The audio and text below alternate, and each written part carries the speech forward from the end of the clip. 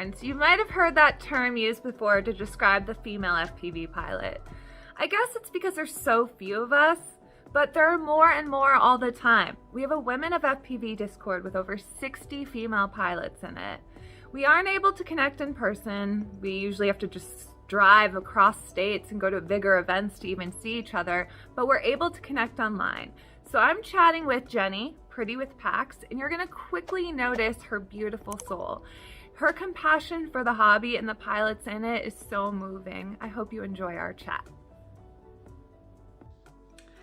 Hey everyone, my name is Jenny, also known as Pretty with Packs. Jenny, I live in Maine, and I live in a rural area in Maine, so I fly some beaches, we have some mountainous areas, lakes, lots of trees, and I know you live in Chicago, so I want to know what it's like to fly in that sort of area. It's beneficial because we kind of get a little bit of everything. So we have, the typical parks and the rural areas because I'm in the northwest suburbs of Chicago, but it's just an hour south, and then we're hitting abandoned buildings and different corporate parks and sky rises. And so we are happy to have it all.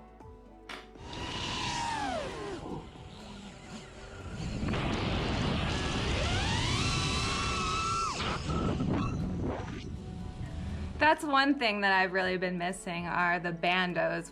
I haven't really been able to find a bando here in Maine, so that's something on my bucket list for sure. We just went to Detroit in July, and flying the bandos is so much fun and so difficult, but motivating in a way to get that close proximity down and just do better every time. Well, if I'm ever in the Chicago area, you have to take me to a bando. So my friends right now are at the ages where they're all having kids, they're all taking photos of their babies, but meanwhile, my camera roll is filled with quad photos. So I'd love to see your quad. All right, so this is my current quad I'm rocking. Her name is Beatrice, or B, or something a little bit worse when she's not being nice to me. I love Yeah, I guess we all have those moments with our quads, don't we? Oh, yeah. I am rocking a TBS Source 1 frame. I have a Diatone Mamba stack. Yeah, it's been good to me so far. Sometimes I have problems with my electronics, but she's been good. I'm rocking some Gemfan Wind Dancers.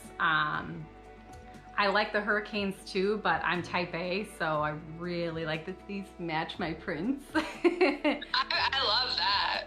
Yeah. Oh my gosh, and the color, you could see it from a mile away. That's perfect. Yeah. Perfect for that bando. What'd you say? Perfect for the bando flying. That's right. Or tall grass if someone hasn't mowed yet. Oh my gosh, it's been really helpful there. Moving on to my motors, I have Zing 2207s. I finally upgraded from the Race Stars, so that's been nice to have that extra punch or pep in my step, if you will, especially punching out of different tricks and stuff. Hey, you have a battery sponsor, don't you? I do. You're running your battery. So 7-7. Rocking that here. Definitely check them out if you haven't. You will not have any issues with sag towards the end of your lipo life. And what I love about them is truly they do pack a punch.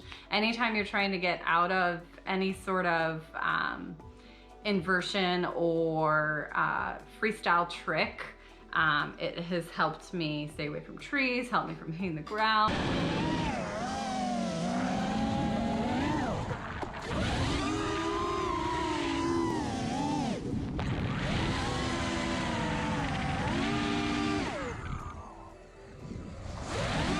What is one piece of gear that you don't have that you wish you did? Okay, you're gonna laugh. I wish I had an extra set of goggles. And the reason why is when we are flying, often we have either kids approach us or young adults or teenagers, and they want to know what we're doing. And even though we have a screen and they can see from there, I just want to get them in the goggles and get them interested in what we're doing and actually being able to feel the adrenaline of flight. So I think that that would be really cool to have. Agreed. I used to have a spare set that I would let people do that with, and I often would present at my school, and I did some summer camps, and we'd pass around the goggles, but I ended up selling them to a friend, but I sort of regret it for that reason. I've done this so much to where often they're like, get these off of me, I'm not feeling good. Yeah, we have a crew member, F-Core, he flies crazy. Like his lines and the tricks he throws, so when you're in the goggles watching him, you could definitely feel it.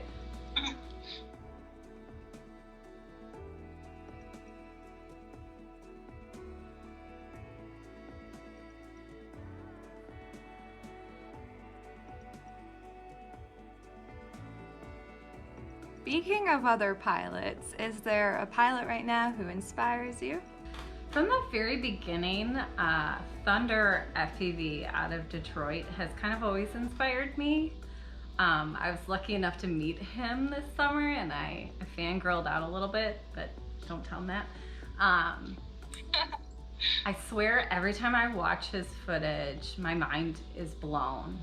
The lines that he finds, the tricks that he throws in close proximity in all of the abandoned buildings in Detroit, he is just on point every pack, and I love watching his footage. And I hope that one day I can be as good as that.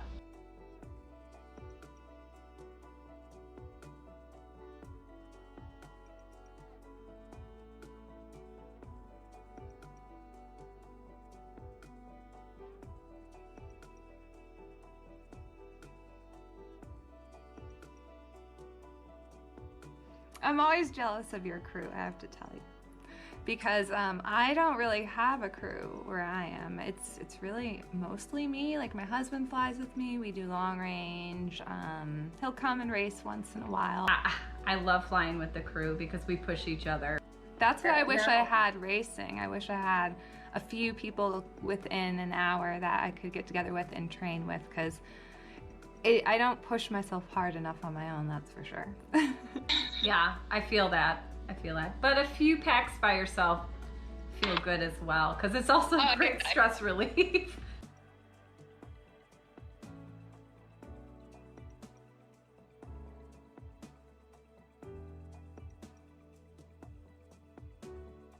Yeah, I like flying with my husband. He goes by Matali FPV. But I always have someone to fly with, and he pushes me and I push him, and we get the language of FPV, and we just kind of feed off of each other.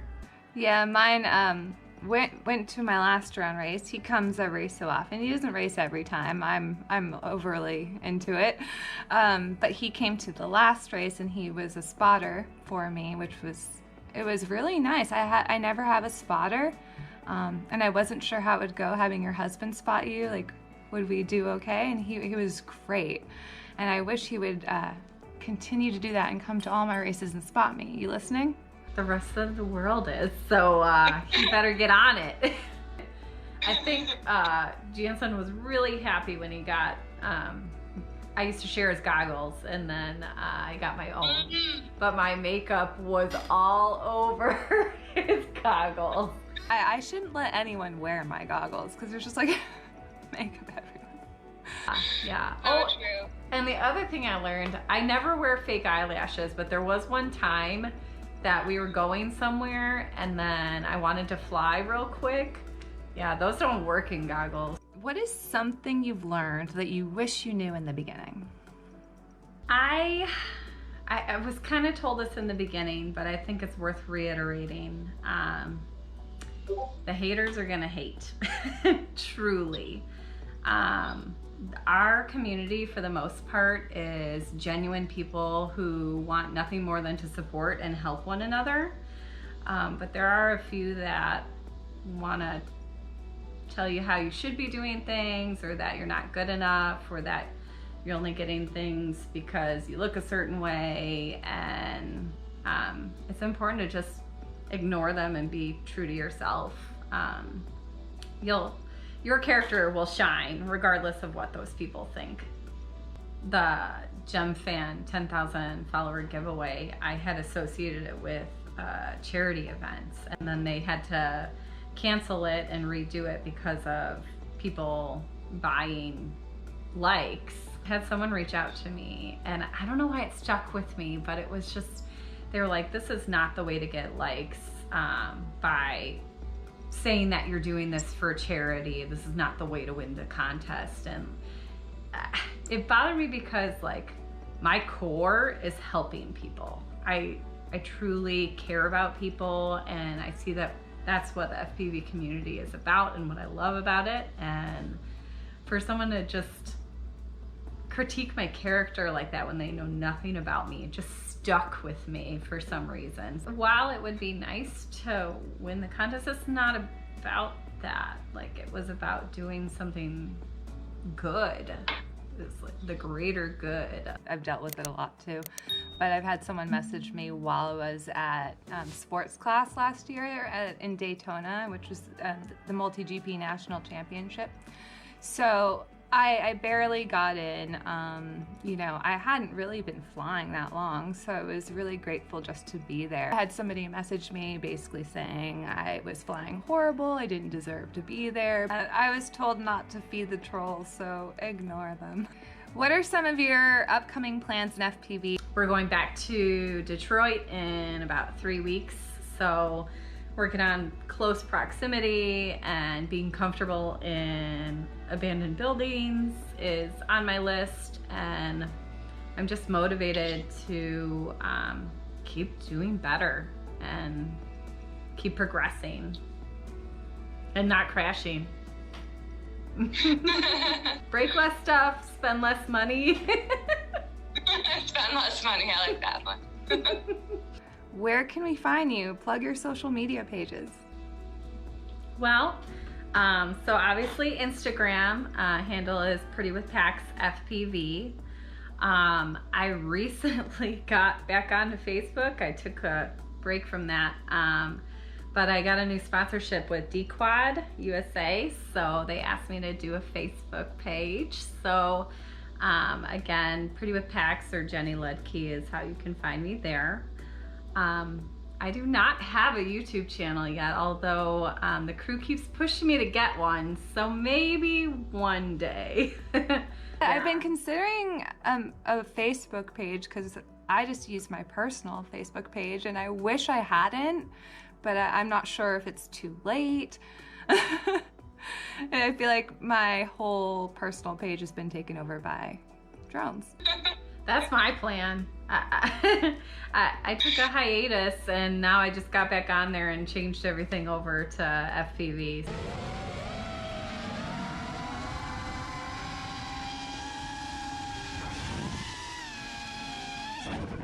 So at this point, you have a few questions for me.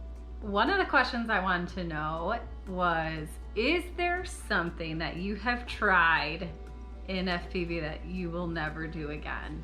You gotta try everything at least once. It's more of a mistake that I made that I hope I will never make again. Okay.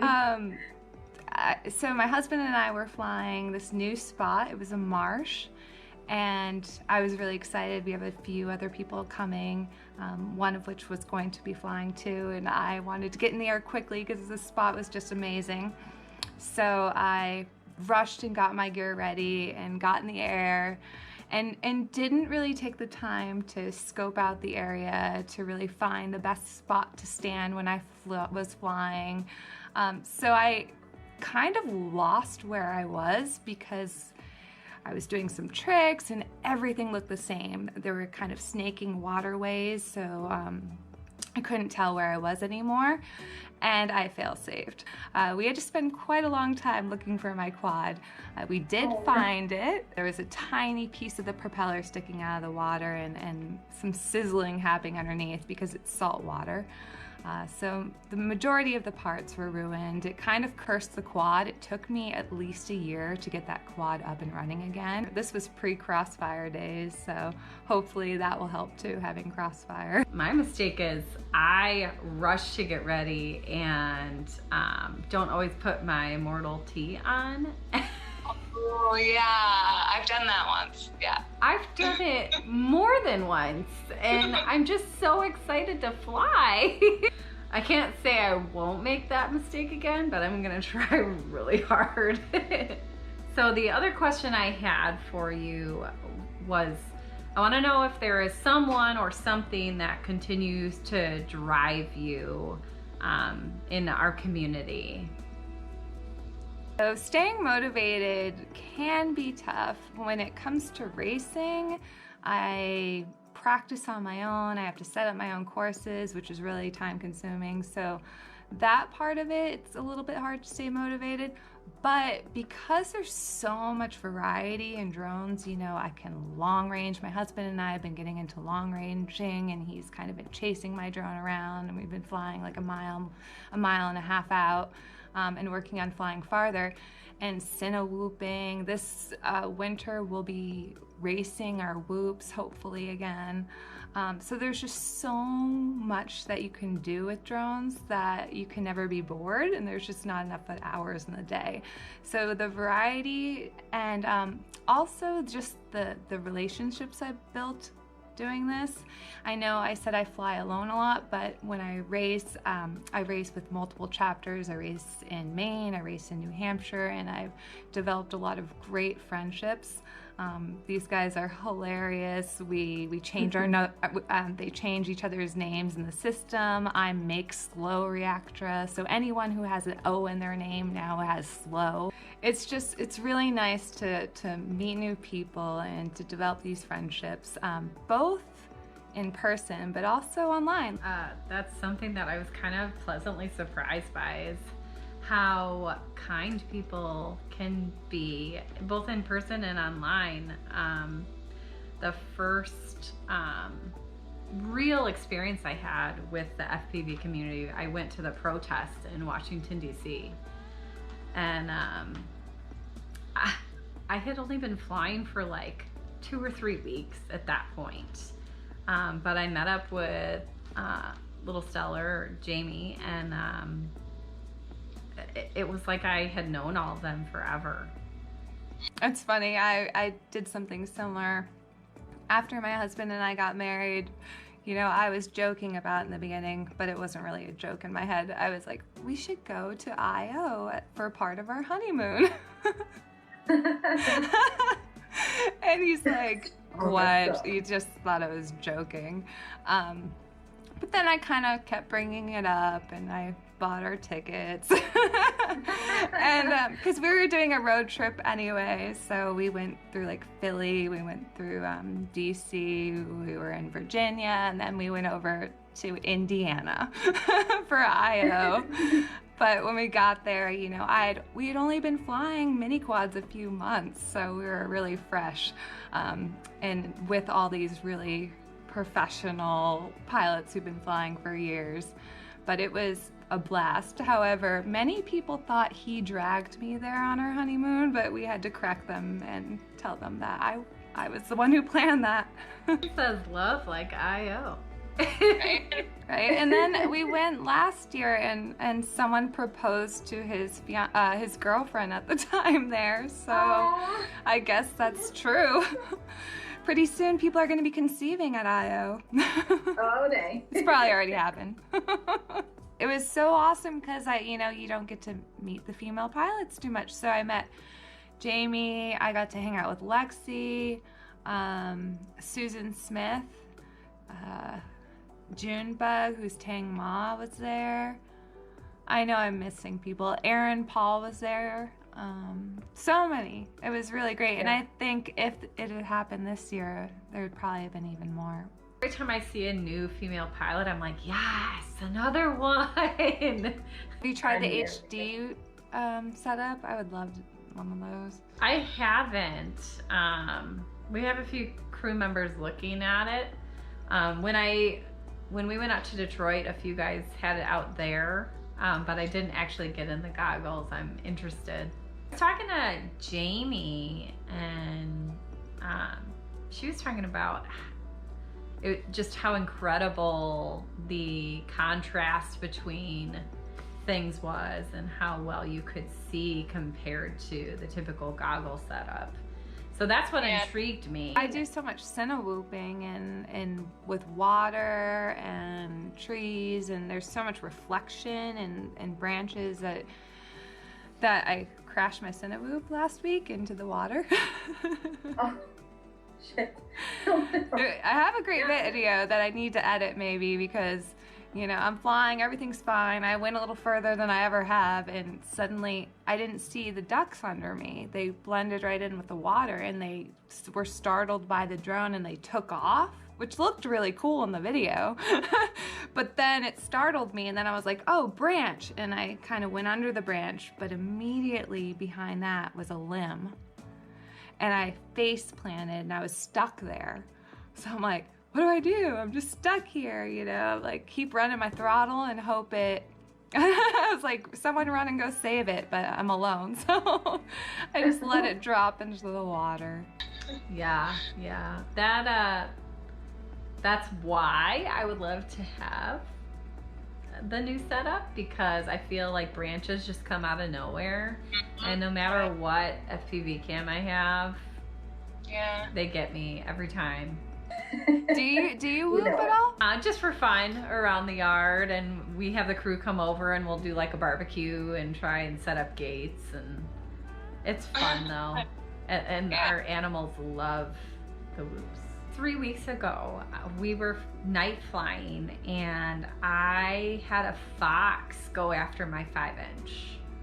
Whoa, that's a brave fox. Yeah, I truly think he thought I was a bird, so then I landed by him. And of course, GoPro was on and running, but he was behind me. And so then I tried to turn, and he kind of scattered. Yeah, we had, I think it was a possum in our yard, and I got the whoop out and tried to like get close to it. A hawk kind of took down one of our drones once. There's been so many times where we've been like, quick, get the drone. We've had bats at our house lately, so it's like, let's put the whoop up and see if we can fly with them. Did you see any bats in those caves? No, not a single bat. Huh. No, I didn't really see any critters. Yeah, it was a good thing. I probably would have freaked out. Did you guys tour them before you did the race? We walked the mines later at night after some drinking happened. But we were with the people who bought them, so like they know them like the back of their hand, so they took us around and, you know, showed us all the different paths, and we went through the different tunnels, and it was really cool. That's cool. Yeah, they had this fluorescent lamp that they would put over the rocks, and it would show different colors based upon what the rock contained. It was a bunch of mica in that mine, and actually some uranium too, so they were kind of warning us, you know, wash your hands before you eat and that sort of thing. One of my fellow pilot friends, after, you know, drinking and it being 3 a.m., deciding he wanted to take a bath in the mine water. Oh, I saw that on your story. No, you sent it to me in a message. Oh, yeah. That's right, yeah. We totally expected him to glow the next day and put up some really crazy race times.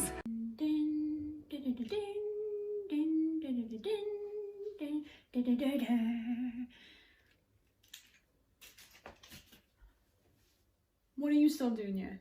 You know the drill. The show's over. You don't get to be here after this. Embarrassing me all the time.